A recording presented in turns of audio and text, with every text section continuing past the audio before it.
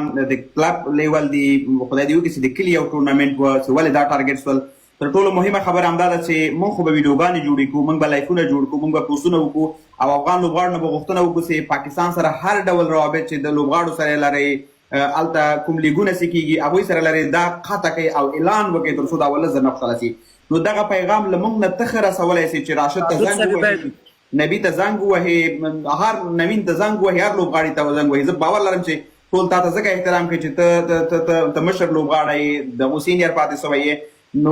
زمونږ نه ستا خبره ډېر اثر کوي چې زر یې ورورسه شاید زمونږ پوسټ وګوري شاید به یې نه ګوري، شاید یو دوه درې سره ملګرتیا ولري ټلیفون باندې ورته وایي. خو زه وایم چې دا ستا مسؤلیت جوړېږي چې تاسې ورته زنګ وهئ، د کریم مسؤلیت جوړېږي، د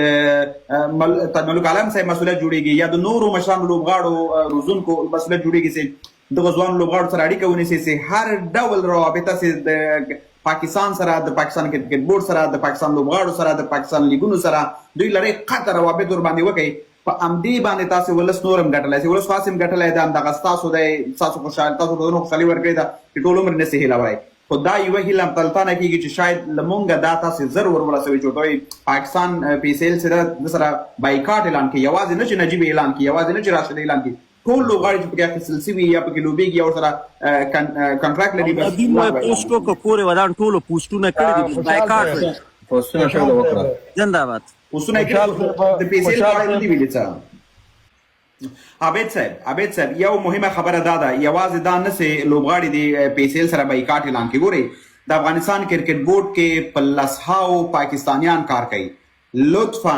تاسې سر سے منګ در سره یو یا منګ سر کېږو، تاسو مو ملاتړ وکړئ چې کرکټ بورډ باندې هر ډول فشار کړي. سبا تر 10-12 بجو پورې ټول رخصت کړي، که روزونکی دی، که مارکیټینګ برخه کې ده، که اداره کې ده، که منیجمنټ کې ده، که لوبډلې سبا کمپاین سبا شروع دا ډېر ضرور خبره ده. او دې کې باید تاسې دغه پخواني لوبغاړي که تاسې مثلا کېدای شي کوم نزاکتونه نظر کې شي موږ سره شریک کړئ چې موږ دې خلکو باندې فشار راوړو. دلته د 1500 نفر چې ناست دي دا ډیره مهمه خبره ده. ګورئ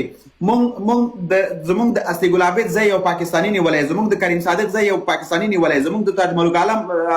زه یو پاکستاني نیولی، زمونږ د العداد نوري د امثالو کوم نور څونه لوبغاړي چې دي سینیر لوبغاړي دي یا مثلا روزونکي دي،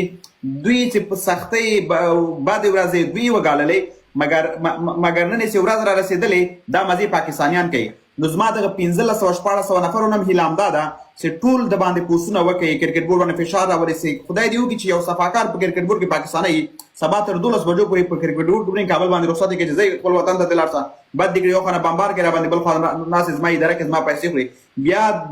جالب اعلان ده د سبمین اصلي ګل عابد دلته شته دی که د افغان معاش 10,000 افغانۍ ده د هغوی $3,000 ده. بیا دومره منځ کې تفاوت هم ده. دوی هلته په 10,000 کالدارو څوک نه نیسي، دلته دوی راوځي کرکټ بورډ کې دوی 10,000 او $15,000 ورته ورکوي.